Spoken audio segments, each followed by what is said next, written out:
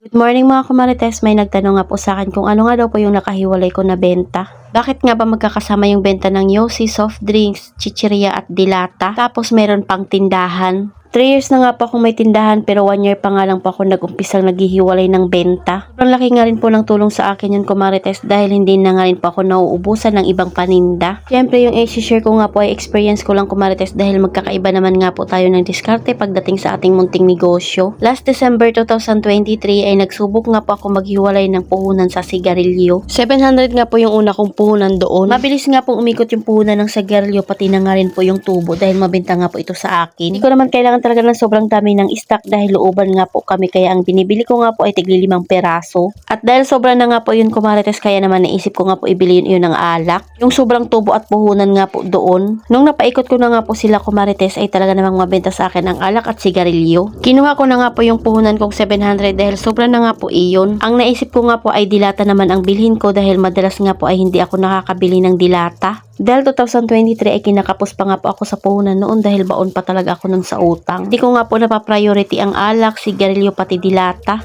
Pero nung nakaikot na nga na naman siya ng maayos ay talaga namang dumami na nga po yung aking dilata at hindi na nga rin pa ako nauubusan ng sigarilyo at alak.